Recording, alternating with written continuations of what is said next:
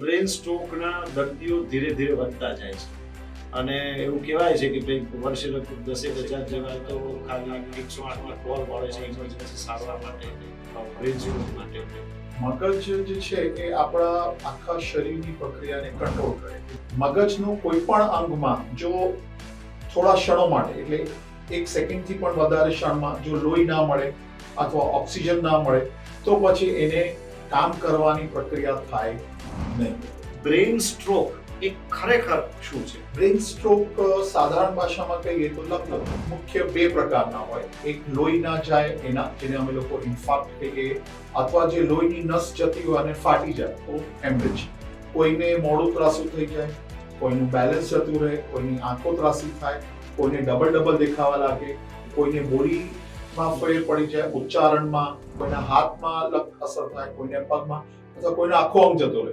Haemorrhage જો થાય અથવા લોહી નાના મગજમાં ઘટાય, જે મુખ્ય આપણો મગજનો એક અંગ છે, હિસ્સો છે, જે આપણા શ્વાસને હૃદયને કંટ્રોલ કરે, તો ઘણીવાર તાત્કાલિક જીવ પણ જતું હોય છે.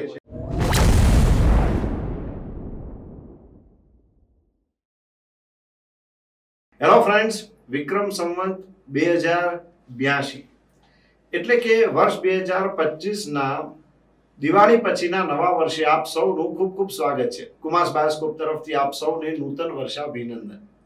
મને થયું કે ભાઈ નવા વર્ષે પહેલો પોડકાસ્ટ કેવો હોવો જોઈએ, તો મને એવો વિચાર થયો કે ભાઈ સ્વાસ્થ્ય અંગે હેલ્થ ઉપર જો પોડકાસ્ટ કરવામાં આવે તો આખું વર્ષ બધા માટે સારું રહે. જો આપણું હેલ્થ સારું હોય ને તો આપણી સોશિયલ અને પ્રોફેશનલ બંને લાઈફ ખૂબ જ સુંદર રીતે ચાલતી હોય છે. મિત્રો, આજનો જે વિષય છે હેલ્થ ઉપરનો એ ઘણો જ ગંભીર છે. છેલ્લા કેટલાક સમયથી એવું સાંભળવામાં આવે છે કે ભાઈ ગુજરાતમાં ખાસ કરીને બ્રેન સ્ટ્રોકના, પેરાલિસિસ વગેરેના દર્દીઓ વધતા જાય છે. એમાં સૌથી ટોપ પર અમદાવાદ, ત્યારબાદ સુરત, વડોદરા, રાજકોટ, ભાવનગર વગેરે જેવા મેટ્રો સિટીનો નંબર આવતો જાય છે. હવે એવું માનવામાં આવે છે કે જેટલા લકવાના દર્દી હોય ને એમાં 10માંથી 4 તો એવા દર્દીઓ છે કે જેઓ 50 વર્ષથી નીચેની ઉંમરના છે. એનો મતલબ એમ થયો કે જો યુવાન વયે લકવા થાય તો હવે આપણે વિચારી શકીએ કે એ ભાઈનું કે એ બહેનનું ભવિષ્ય કેવું રહે.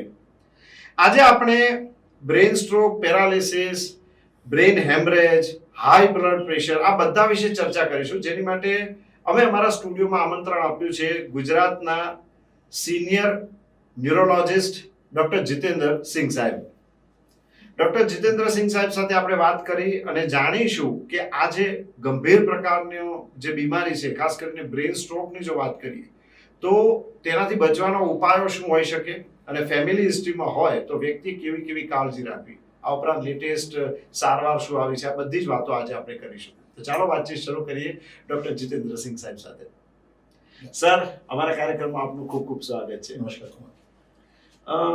સર, બ્રેન સ્ટ્રોકના દર્દીઓ ધીરે ધીરે વધતા જાય છે અને એવું કહેવાય છે કે ભાઈ વર્ષે લગભગ 10,000 જેવા તો ખાલી 108ને કોલ મળે છે ઇમરજન્સી સારવાર માટે, બ્રેન સ્ટ્રોક માટેની. તો સૌથી પહેલા તો આપણે એ સમજીશું કે બ્રેન શું છે અને નર્વસ સિસ્ટમ શું છે. મગજ જે છે એ આપણા શરીરની અંદર એક 5 અંગોમાંથી એક મુખ્ય અંગ છે, જેમાંથી બીજા અંગો હૃદય, કિડની, લીવર અને ફેફસા, એમાં મગજ પણ એક મુખ્ય અંગ છે. મગજ જે છે એ આપણા આખા શરીરની પ્રક્રિયાને કંટ્રોલ કરે. એટલે જે રીતે કમ્પ્યુટરમાં મધરબોર્ડ કહેવાય, મોબાઈલમાં ચિપ કહેવાય, એ રીતે મગજ આપણા શરીરના બાકી બધા અંગોને કંટ્રોલ કરે. પણ એ મગજને સારું રાખવા માટે બધા અંગો તાલમેલમાં રહે તો મગજ બરોબર ચાલતું હોય. એટલે શરીરનું જે કંટ્રોલ હોય આવે મગજથી. હવે મગજમાં લોહી લઈ જવા માટે હૃદયમાંથી 4 નસો નીકળે મુખ્ય. 2 આગળની નસો જેને અમે લોકો કેરોટિડ આર્ટરીઝ કહીએ, એમાં લેફ્ટ અને રાઈટ, અને 2 પાછળની નસો જેને અમે વર્ટિબલ આર્ટરીઝ કહીએ. વર્ટિબલ આર્ટરી પછી મગજમાં જઈને એક આર્ટરી બનાવે જેને બેઝિલર આર્ટરી કહીએ, અને મગજની જે આગળની આર્ટરીઝ હોય એ જાય અને મગજમાં પછી આગળ અને વચનો હિસ્સાને સપ્લાય કરે. બાકી પાછળની આર્ટરીઝ નાના મગજને સપ્લાય કરે. આ આખી રચના જે કુદરતે ભગવાને કરી છે એને અમે લોકો મેડિકલમાં સર્કલ ઓફ વિલિસ કહીએ. ઓકે. કારણ કે બધા મગજના જે હિસ્સાઓ છે એમાં લોહી બરોબર મળતું રહે, આમાં કોઈ ચિકાસ ન થાય એના માટે કુદરતે રચના સરસ કરેલી છે. મગજનું કોઈ પણ અંગમાં જો થોડા ક્ષણો માટે એટલે 1 સેકન્ડથી પણ વધારે ક્ષણમાં જો લોહી ના મળે અથવા ઓક્સિજન ના મળે તો પછી એને કામ કરવાની પ્રક્રિયા થાય નહીં અને ફંક્શન અટકી જાય. ફંક્શન અટકવાનું ચાલુ Okay. થઈ જાય. અને મગજનું ફંક્શન એટલે આપણે જે અત્યારે વાતચીત કરી રહ્યા છે, બોલી રહ્યા છે, આપ સાંભળો છો, સમજો છો, શ્રોતાઓ જે જોશે આંખમાં, જે સાંભળશે, હાથ પગની મૂવમેન્ટ થવી, આપણે જે સુગંધ, પછી જે સ્વાદ, એ બધી ક્રિયા મગજના અલગ અલગ કોશિકાઓ કંટ્રોલ કરે. જો કોઈ પણ એક કોશિકામાં ઈજા થઈ તો આપણે કોઈ ના કોઈ અંગ અથવા કોઈ આપણા ક્રિયા ઉપર એની અસર દેખાય. ઓકે, સો તમારા મતે જ્યાં સુધી પ્રોપર બ્લડ સર્ક્યુલેશન મગજમાં થતું રહે ત્યાં સુધી આપણી જે સેન્સરી જે બધી જે તમે વાત કરી, જોવું છે, બોલવું છે, સૂંઘવું છે, બધી સ્વાદ લેવો ક્રિયાઓ છે, છે. આ બધી જ જે વસ્તુ છે તે તો જ પ્રોપર ચાલી શકે. હવે આપણો મુખ્ય મુદ્દો કે કદાચ આ તમે જે લોહી ઓછું પહોંચવાની વાત કરીને તો એ ફંક્શનમાં ગડબડ થાય, તો બ્રેઇન સ્ટ્રોક એ ખરેખર શું છે? બ્રેઇન સ્ટ્રોક સાધારણ ભાષામાં કહીએ તો લકવો. ઓકે, અને બ્રેઇન સ્ટ્રોક મુખ્ય 2 પ્રકારના હોય. એક લોહી ના જાય એના, જેને અમે લોકો ઇન્ફાર્ક્ટ કહીએ, અથવા જે લોહીની નસ જતી હોય અને ફાટી જાય તો હેમરેજ. 100 દર્દીઓ આવે એમાંથી 75 થી 80% લોકોને ઇન્ફાર્ક્ટ થતું હોય, એટલે લોહી જાડું પડવાના કારણે નસ બ્લોક થઈ જાય, એને અમે લોકો ઇન્ફાર્ક્ટ કહીએ. બાકી 20% લોકોમાં નસ ફાટી જાય અને લોહી બહાર આવી જાય, એને હેમરેજ કહીએ. એટલે બ્રેઇન હેમરેજ અને ઇન્ફાર્ક્ટ આ 2 પ્રકારના સ્ટ્રોક્સ છે. અચ્છા, ઓકે. સ્ટ્રોક એટલે લકવો થવો. લકવા થવાની પાછળ કઈ રીતે થયું છે? લોહી ઓછું ફરવાથી, કે લોહી ગંઠાવાથી થયું છે, કે લોહી પાતળું થઈ ગયું અને હેમરેજ થયું? એ તો 2 પ્રકારના સ્ટ્રોક્સ હોય છે. અચ્છા, અને એ કઈ જગ્યા નુકસાન કરે છે એ પ્રમાણે એની અસર આપણા બાર શરીરમાં દેખાય. કોઈને મોઢું ત્રાસું થઈ જાય, કોઈનું બેલેન્સ જતું રહે, કોઈની આંખો ત્રાસી થાય, કોઈને ડબલ દેખાવા લાગે, કોઈને બોલીમાં ફેર પડી જાય, ઉચ્ચારણમાં, કે ઘણા લોકો બોલી ના શકે, કોઈના હાથમાં અસર થાય, કોઈને પગમાં, અથવા કોઈનો આખો અંગ જતો રહે. અને હેમરેજ જો થાય અથવા લોહી નાના મગજમાં ગંઠાય, જે મુખ્ય આપણો મગજનો એક અંગ છે, હિસ્સો છે, જે આપણા શ્વાસને, હૃદયને કંટ્રોલ કરે, તો ઘણીવાર તાત્કાલિક જીવ પણ જતું હોય છે, જેની શક્યતા 100 માંથી 2% લોકોમાં થતું હોય છે. 2 to 5% રિસ્ક હોય છે ડેથનું પણ ઇમિડિયેટ. ઓકે. હવે ઘણી વખત એવું સાંભળ્યું છે કે મેં જસ્ટ ક્યાંક ઇન્ટરનેટ પર કે કોઈક બોલ્યું હોય, આપણે જે જોતા હોઈએ છીએ સોશિયલ મીડિયા પર, કે બ્રેઇન હેમરેજ થાય ને એ થોડું ઘણું સારું, કારણ કે બ્લીડિંગ થઈ જાય તો ઘણી વખત એ વસ્તુ સારી કહેવાય અને એટલું ઓછું નુકસાન થાય છે. પણ બ્લીડિંગ ન થાય ને અંદર જ ગઠ્ઠો થઈ જાય તો વધુ નુકસાન કરે. આ વાત કેટલી સાચી? બ્રેઇન હેમરેજ અથવા ઇન્ફાર્ક્ટ બંને વસ્તુ મગજ માટે ખરાબ જ છે. બ્રેઇન હેમરેજ અમે ડોક્ટર તરીકે એવું કહીએ કે ભાઈ તાત્કાલિક એ બહુ જોખમી. સપોઝ મારી પાસે દર્દી આવે તો બ્રેઇન હેમરેજ થયું હોય તો ઇમિડિયેટલી પહેલા 72 થી એટલે પહેલા 24 કલાકથી લઈને 6 દિવસ અમારા માટે બહુ ક્રિટિકલ હોય પેશન્ટ્સ માટે. અને એ જો સમય નીકળી જાય તો બ્રેઇન હેમરેજમાં રિકવરી સારી આવે. બાકી લોહી ગંઠાયેલું હોય તો પહેલા 5 દિવસ એના માટે પણ કઠિન, પણ પાછળની રિકવરી જે છે એ બ્રેઇન હેમરેજ કરતા મોડી આવે. એટલે કયું સારું કયું ખરાબ? ખરાબ તો બંને જ છે, પણ બંનેમાં તમે પેશન્ટને કહો કે ભાઈ હેમરેજ થાય કે ઇન્ફાર્ક્ટ થાય, તો હેમરેજ થાય તો તાત્કાલિક જોખમ એના માટે જીવનું જોખમ વધારે. ઓકે. પણ પાછળની રિકવરી સારી આવે.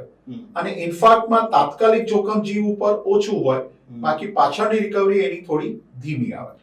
તો આ જે બ્રેઇન હેમરેજ વખતે જે બ્લીડિંગ થતું હોય કાનમાંથી કે નાકમાંથી, એ રીતનું કંઈક જોવા મળતું હોય છે, એ હોય છે કે બ્રેઇન હેમરેજના લક્ષણો શું હોય છે? ના સાહેબ, એ તદ્દન ખોટી ઇન્ફોર્મેશન આપણા સોશિયલ મીડિયામાં ચાલતી હોય. ઓકે. બટ કાનમાંથી લોહી આવું કે નાકમાંથી લોહી આવું કે મોઢામાંથી લોહી આવું એ 2 સંજોગોમાં થાય. કે ઘણીવાર દર્દીઓ હાર્ટના દર્દી હોય કે કોઈ બીજું લોહીનો પ્રોબ્લેમ હોય અથવા કેન્સરના દર્દી હોય જેમને બીજી દવાઓ ચાલતી હોય, જેના કારણથી લોહી વધારે પાતળું થઈ જાય. તો એ મગજમાં પણ લોહી પાતળું થઈ જાય તો હેમરેજ થાય. એની સાથે સાથે નાકમાં કે કાનમાં કે મોઢેથી કે શરીરમાં બીજા પેશાબમાં લેટ્રિનમાં લોહી આવે. એ એક વસ્તુમાં થાય. પણ કોઈ પેશન્ટને વાગી ગયું હોય, વાગી એટલે રોડ ટ્રાફિક એક્સિડન્ટ થયું કે માથામાં કોઈ પછાડ માર વાગ્યો કે એવું કંઈ, તો એ સંજોગોમાં બ્રેનમાં હેમરેજ સાથે કાનમાં નાકમાં લોહી આવે. બાકી બ્રેન હેમરેજ જે અમે કહીએ, જે લકવો થાય, એમાં ક્યારે નાકમાંથી કે કાનમાંથી લોહી નથી આવતું અને એ અંદર જ રહેશે મગજમાં લોહી. અચ્છા સર, હવે વાત કરીએ તો જે રીતે કેટલાક રોગો હોય એના કેટલાક પૂર્વાભાસ કે એવું કેટલાક પ્રી મોનિટરી સિમ્ટમ જે કહીએ કે જે આપણને ઘણી વખત એવો અહેસાસ થાય, એક આપણને દસ્તક મળે, એક એલાર્મિંગ સિમ્ટમ જેવું હોય કે ભાઈ કેટલાક એવા રોગો છે કે જેમાં થાય. શું આવું બ્રેઇન સ્ટ્રોક કે બ્રેઇન હેમરેજ વખતે કે એવું દર્દીને ક્યારેય એવું ફીલ થતું હોય છે અગાઉથી કે પ્રી મોનિટરી સિમ્ટમ જેવું દેખાય કે આ ભાઈ આવું હોય તો ચેતી જવું જોઈએ અને ડોક્ટર પાસે જવું જોઈએ? હાજી સાહેબ, ઘણીવાર 100માંથી 70% લોકોને ઘણીવાર થોડા અલાર્મિંગ ચેતના જે આપતા હોય, શરીર આપણને અલાર્મ કરે કે ભાઈ હવે થોડું તમે ધ્યાન રાખો. એમાં લક્ષણોમાં માથું સતત દુખતું રહેવું, એક સાઈડ ઉપર વધારે અથવા વગર કારણે માથું ચડેલું રહે, જોડે જોડે ચક્કર આવે અથવા માથું ચડે અને ઉલટીઓ બહુ થાય, ઉલટીઓ રોકાય નહીં, અથવા ઘણા લોકોને માથાની સાથે જોવામાં તકલીફ પડતી હોય અથવા અંધારા આવતા હોય અથવા ડબલ દેખાય, અથવા ઘણીવાર આપે પેશન્ટો અમારી પાસે આવે કે સાહેબ થોડી વાર માટે છે ને, એક ક્ષણ માટે હાથમાં કે અંગમાં ખારી ચડી અને પછી જાતે મટી ગયું. તો એ લક્ષણો બતાવે છે કે ક્યાં ને ક્યાંય લોહી જે મગજમાં જવું જોઈએ એ લક્ષણો થઈ રહ્યા છે કે એમાં ગડબડ થઈ રહી છે. એટલે આપ ચેતીને તરત જો આપના નજીકના જે ફેમિલી ડોક્ટર્સ હોય અથવા એમડી ડોક્ટર કે મગજના ડોક્ટરને મળી લો તો આપણે લકવો થવાથી આ લોકોને બચાવી શકીએ. અથવા ઘણા દર્દીઓ જેમને બીપી, ડાયાબિટીસ, હાર્ટની તકલીફ કે હાર્ટ એટેક પછી, અથવા જે લોકોને કિડનીની સારવાર ચાલતી હોય, એટલે શરીરમાં બીજા મુખ્ય અંગોની તકલીફ હોય અને આવા લક્ષણો આવે તો એને ઇગ્નોર કરવા જોઈએ નહીં. ઓકે, સો જે બ્રેન સ્ટ્રોક છે એના કોઈ એક જ એવા ઘણા બધા કારણો ભેગા થાય તો એ બ્રેન સ્ટ્રોક થઈ શકે, એવું આપનું કેવું છે?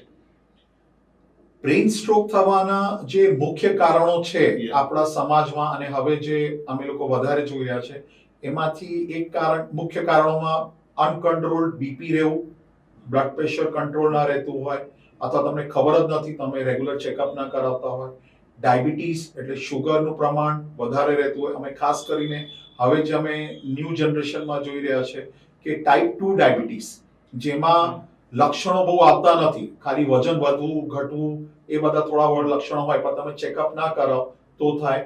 ત્રીજું, હૃદયના દર્દીઓ હોય અને એ સારવાર બરોબર ના લેતા હોય તો આવું થતું હોય. વ્યસનો, આજકાલ વ્યસનનું એટલું બધું ચલન થઈ ગયું છે જેનઝીમાં અને ન્યૂ જનરેશનમાં કે જેમાં તંબાકુ, ડ્રિંક્સ, બીજા સબસ્ટન્સ અબ્યુઝિસ, આ જે બધું ચાલી રહ્યું છે, ટેબ્લેટ્સ ને બધું. ચોથું, જંક ફૂડ, એટલે આપણે જે કહેવાય કે જે આપણે સાત્વિક ભોજનથી આપણો સમાજ અને અમે લોકો દૂર થઈ રહ્યા છે, એના કારણથી શરીરમાં લોહીના કણો જાડા થાય. એમાં ઘણા લોકોને જે જન્મથી લોહીની તકલીફો હોય, એટલે લોહીના ટકા ઓછા થવા, લોહીના જે પ્લેટલેટ કાઉન્ટ, જે શ્વેત કણ હોય એમાં ગડબડ થવી, જે કોલેસ્ટ્રોલ, જે લોકોને પારિવારિક એટલે હેરિડિટરી આવતી હોય તો એ લોકોને ચેતીને રહેવું બહુ જ જરૂરી હોય છે. ઓકે સર, આ તમે કારણો કીધા, આ ખરેખર બહુ જ ધ્યાન માંગી લેવા છે. તમારા માટે ટોપ 3 કે ટોપ 5 રિસ્ક ફેક્ટર કયા કયા હોઈ શકે?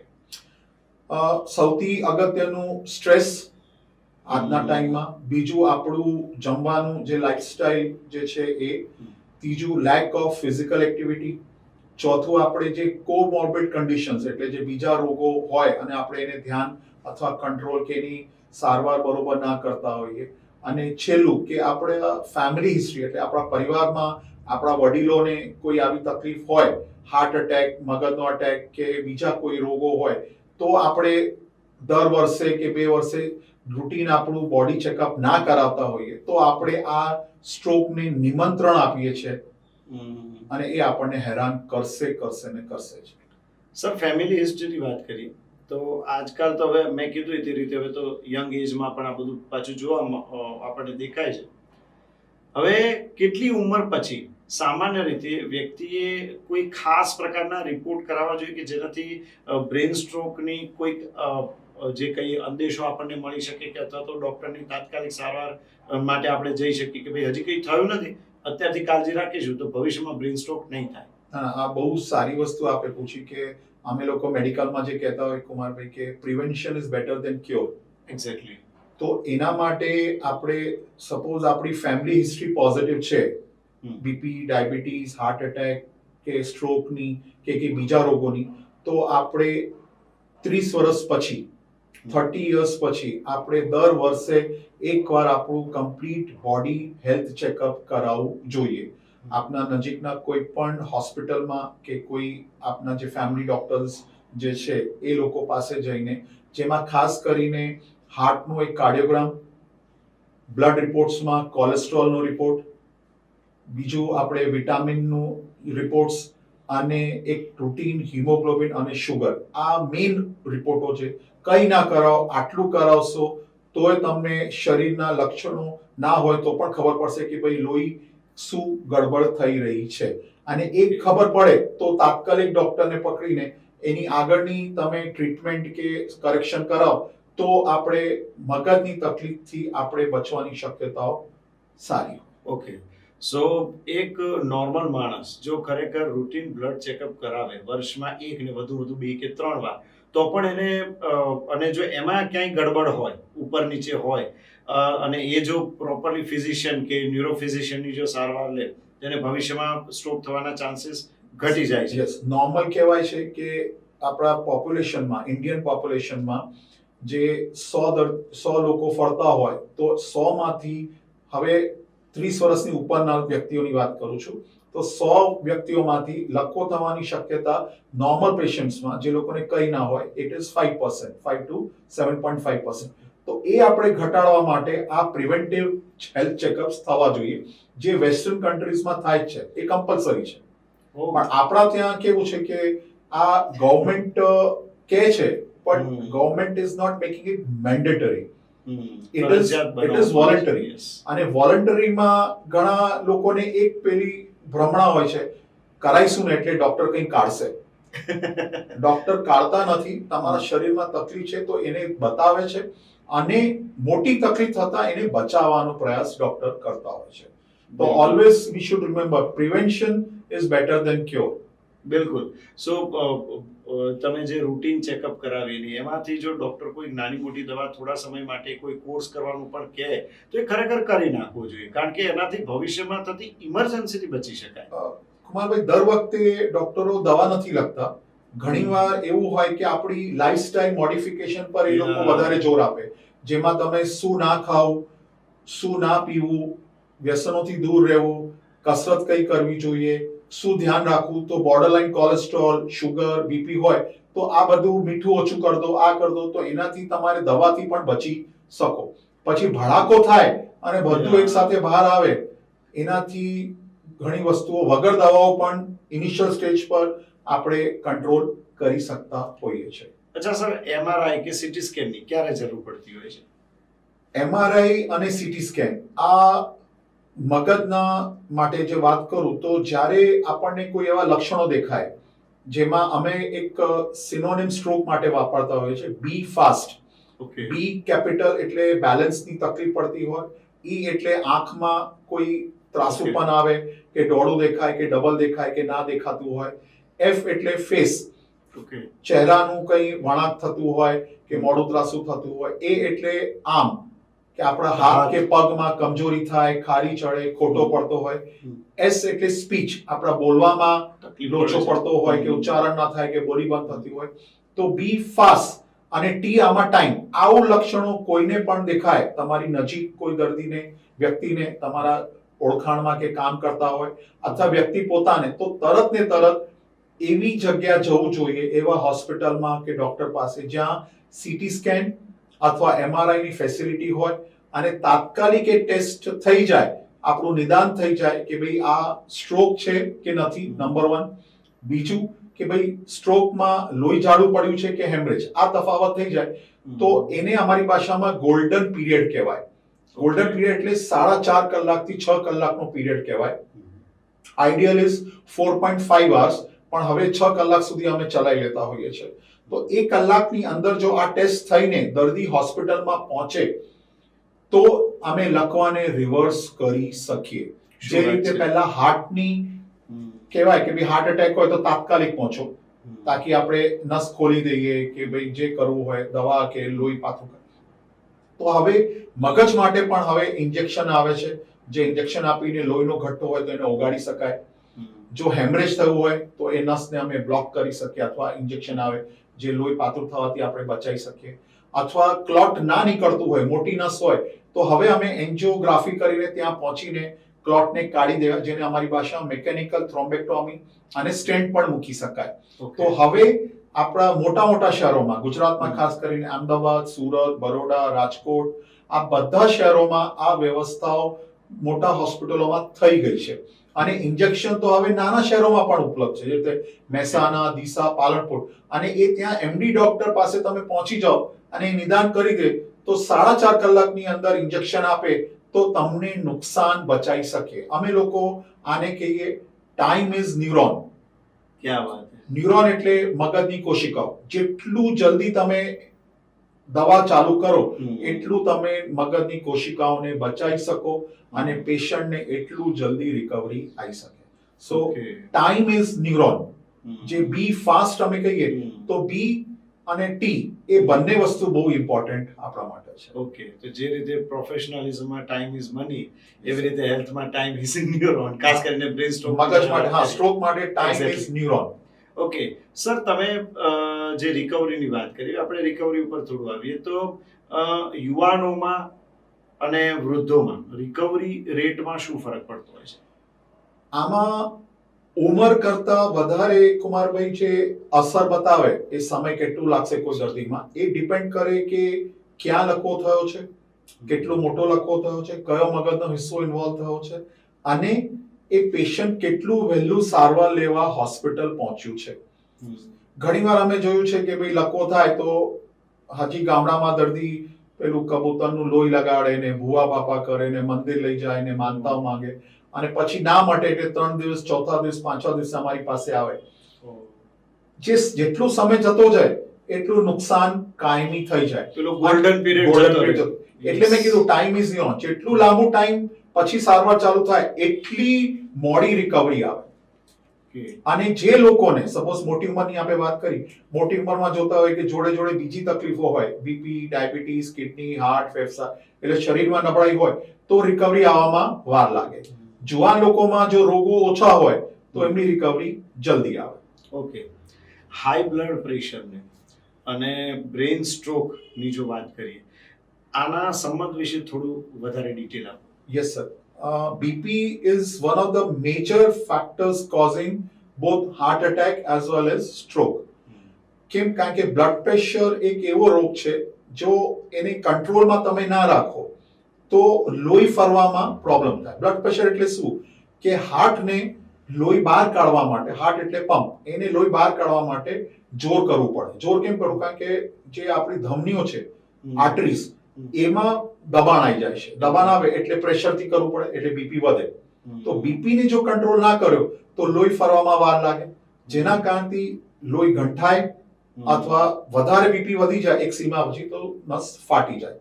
એટલે આઈડિયલ જે હવે જેએનસી 9 કે 10 ક્લાસિફિકેશન આવ્યું છે એમાં એવું કહે છે કે કોઈ પણ વ્યક્તિ હોય ઉંમર સિવાય, પહેલા એવું કહેવાતું હતું કે ભાઈ 40 પછી તમે 10 એડ કરતા જાઓ એટલું બીપી તમારું નોર્મલ 120માં. હવે એવું નથી સર. હવે એવું કહેવાય છે કે 120 ઉપરનું અને નીચેનું 80, આ બીપી તમારું નોર્મલ બીપી છે. મેક્સિમમ અલાઉડ લિમિટ ઇઝ 120/30 ઉપરનું એટલે સિસ્ટોલિક બ્લડ પ્રેશર, અને નીચેનું 70 થી 85 ની વચ્ચે રાખવું જોઈએ.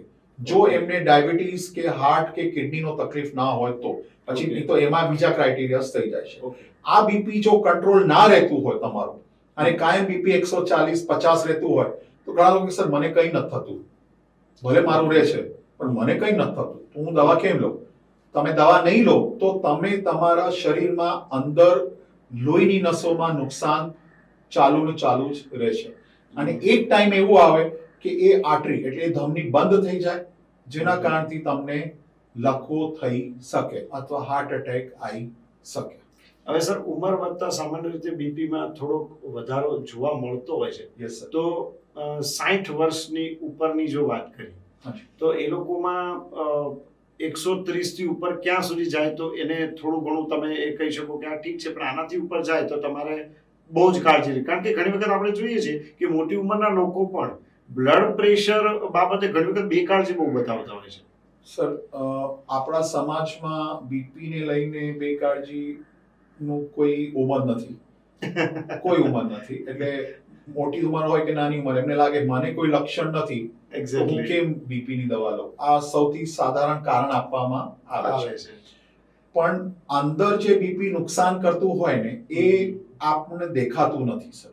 મેં જે વાત કરી તમને, આર્ટરીઝ એટલે જે લોહીની ધમની હોય એનું જે અંદરનો કવર હોય એ બીપી વધારે રહેવાથી ધીરે ધીરે ધીરે ધીરે ખરાબ થતું જાય.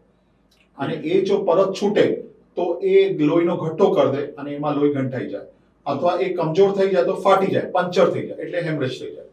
એટલે આપે જે પ્રશ્ન કરો કે ભાઈ 60 પછી કેટલું બીપી રહેવું જોઈએ, maximum allowed BP after 60 years, 60 વર્ષ પછી ઇઝ 130/80. ઓકે. એમાં પછી 140 રહેતું હોય તો પણ તમારે ડોક્ટરને મળીને યા તો એની દવા વગરની સારવાર કરો, જે મેં કીધું મીઠું બંધ કરો, ઘી તેલ આ બધું, જંક ફૂડ, યોગા પ્રાણાયામ, એક્સરસાઇઝ, લાઇફસ્ટાઇલ મોડિફિકેશન, અથવા પછી દવા જો ડોક્ટર કહે તો તમારે લેવી જ પડે. તો તમારા અંગોને અને મુખ્ય અંગો એટલે મગજ, હાર્ટ અને કિડનીને, આ 3 અંગોને બીપી થી તમે બચાવી શકો. સર, એક બીજો મને મહત્વનો પ્રશ્ન જરા ઉદ્ભવે મારા મનમાં કે સામાન્ય રીતે બ્લડ પ્રેશરની દવા શરૂ થાય તો એ કન્ટિન્યુઅસ તમારે લાઈફ લોંગ લેવી પડે, લોહી પાતળું કરવાની દવા લાઈફ લોંગ લેવી પડે. બીપી ની વાત કરું તો શું ઘણા લોકોમાં એવું જોવા મળે કે ભાઈ અમુક ટાઈમ સુધી દવા રાખે પછી ધીરે ધીરે બીપી એમનું કંટ્રોલમાં આવે અને ડોક્ટર પણ કદાચ એવું કહી શકે કે ભાઈ હવે તમારે બીપી નો ડોઝ કે પાવર ઘટાડો છે અથવા બંધ કરવું પડે, આવી કોઈ પોસિબિલિટી હોય છે કે? Yes sir. જો દર્દી રેગ્યુલર એમના ડોક્ટરના સંપર્કમાં રહેતા હોય, ફોલોઅપ રેગ્યુલર કરતા હોય અને એમની જે જીવનશૈલી છે એને હેલ્ધી રાખતા હોય કે ટાઈમસર સૂવું, ટાઈમસર જમવું, જમવામાં જે માર્ગદર્શન ડોક્ટરે આપ્યું છે એનું પાલન કરે, એમનું વજન ઓછું થતું જાય. જે આપણા વડાપ્રધાન મોદી સાહેબે પણ ઘણીવાર એમના પોડકાસ્ટમાં અને બધામાં કીધું છે કે ભાઈ ઓબેસિટી એટલે જાડુપન આપણા સમાજમાં એક ઝેર તરીકે ફેલાઈ રહ્યું છે. એટલે એમને કીધું છે કે 10% ઓઇલ ઘટાડો. હવે ઉપરથી એવું કહેવામાં આવે છે તોય આપણે ના પાલન કરીએ તો આપણે જ પ્રોબ્લેમ આવી.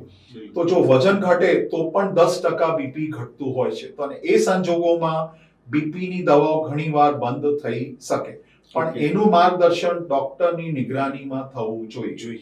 જાતે એ નિર્ણય લેવું જોઈએ નહીં. બિલકુલ. કારણ કે જે પેલી વોટ્સઅપ યુનિવર્સિટી ને ગૂગલ ડોક્ટર ને હવે તો પાછા એઆઈ ડોક્ટર થઈ ગયા છે કે એઆઈ ને પણ લોકો પૂછવા માંડ્યા છે કે અમારે કઈ દવા લેવી, ને પછી બહુ બધું નુકસાન થતું હોય. સર, આ બધું જે વિજ્ઞાને આપણને સગવડો આપી છે એ બહુ સારી છે. We are not against Google doctor કે એઆઈ ડોક્ટર. એ બધું તમને એક માર્ગદર્શન આપે છે, પણ એકચ્યુઅલી નિદાન તો હજી ફિઝિકલ ડોક્ટર્સ જ કરી શકે. એક્યુરેસી નથી આવતી ફિઝિકલ ચેકઅપ. કારણ કે ખાલી બીપી વધવું એની પાછળ તમને 10 કારણો ગૂગલ અથવા એઆઈ કહી દેશે, પણ તમારા કેસમાં શું થયું છે, કઈ દવા બેસ્ટ હશે એ હજી સુધી તો એઆઈ નથી કહેતું. I don't know about future, but I think હજી ડોક્ટરને રિપ્લેસ કરવામાં તો વાર લાગશે. ના સર, બિલકુલ રિપ્લેસ થવું પણ ના જોઈએ. બધું મશીન નથી કરી શકતું. કારણ કે હ્યુમન જે ફીલ કરે છે એ એક ડોક્ટર જ દર્દી સાથે એ વસ્તુનું એ એટેચમેન્ટ ઊભું થઈ શકે. Very true. હવે સર, છેલ્લે અમારા દર્શક મિત્રો માટે કેવી કાળજી લેવી જોઈએ, લાઈફસ્ટાઈલ કેવી રાખવી જોઈએ, ફરીથી પર થોડીક સલાહ. મારું જે ટેક અવે કે ટેક હોમ મેસેજ છે મારે આ પોડકાસ્ટમાં આપવું જોઈએ તો હું બધાને એક જ આગ્રહ કરીશ કે નિવેદન કરીશ કે તમારું એક તો બોડી ચેકઅપ એટલીસ્ટ વર્ષમાં કે 2 વર્ષે એકવાર કરવું જોઈએ અને એ તમારી એક ફાઇલ મેન્ટેન કરવી જોઈએ, જેને અમે લોકો મેડિકલ ફાઇલ કહીએ. એમાં તમારે કંઈ પણ ગડબડ આવે તો તમારા ફેમિલી ડોક્ટરને કે કોઈ પણ ડોક્ટરને મળીને એને કઈ રીતે સારું કરવું કે ઠીક કરવું એ માર્ગદર્શન લેવું જોઈએ. અને તમારી પોતાની જે લાઈફસ્ટાઈલ કે જીવનશૈલી છે એમાં તમારા માટે જે મી ટાઈમ, આજકાલ જે પેલા જેન્ઝી કહે છે કે મારું મી ટાઈમ શું, તો તમારું બોડીનું ટાઈમ તમે રોજ 1 કલાક આપો, જેમાં યોગા, પ્રાણાયામ, એક્સરસાઇઝ, ફિઝિકલ એક્ટિવિટી કંઈક કરો, સ્પોર્ટ્સ રમો. અને તમારું જમવામાં જંક ફૂડ, પછી તળેલી વસ્તુઓ, ઘીવાળું, આ બધું જે છે જેમાં ચરબી વધે, જેનાથી તમારું કોલેસ્ટ્રોલ વધે, એનું સેવન જેટલું બને એટલું ઓછું કરીએ. પાણીનું પ્રમાણ વધારીએ. આપણે એક સ્લીપિંગ હેબિટ્સ આપણી સુધારીએ. મેં આજના જનરેશનમાં જોયું છે કે જે મારી પાસે જુવાન લોકો આવે, આઈટી કંપનીમાં કામ કરતા હોય કે જે સોશિયલ મીડિયામાં હોય, રાતભર કામ કરે, દિવસે સૂવે અને બપોર સુધી જાગે નહીં. એનામાં પ્રોબ્લેમ્સ, રોગો, ઇમ્યુનિટી પાવર બહુ જ ઓછું થાય. સૂર્ય ભગવાનના દર્શન જ ન થતા મહિનાઓ સુધી, તો વિટામિન ડી ક્યાંથી મળે? અને આપણા દેશમાં ફ્રી છે, તોય આજના સમાજમાં, ગુજરાતમાં સૌથી વધારે પ્રિસ્ક્રાઇબ થતી દવા જે છે એ B12 અને D3. એ આપણા માટે શરમની વાત છે કે આપણે ફ્રી મળતું હોય તોય આપણે નથી લેતા. લોકો ફોરેન કન્ટ્રીથી આપણા દેશમાં આવે સૂર્યના તડકા માટે અને આપણે નથી જતા. અને છેલ્લું કે ટાઈમસર જમવાનું રાખીએ. Please do not do intermittent fasting, which is the thing nowadays. એ બહુ જ શરીર માટે હાનિકારક છે. વજન ઘટાડવા માટે બેસ્ટ વસ્તુ છે એક્સરસાઇઝ અને control of diet, not crash dieting. એ ના કરવું જોઈએ. આ મારો આગ્રહ છે અને આટલું આપ પાલન કરો તો અમારા ડોક્ટરોની જરૂર તમને ઓછી પડે.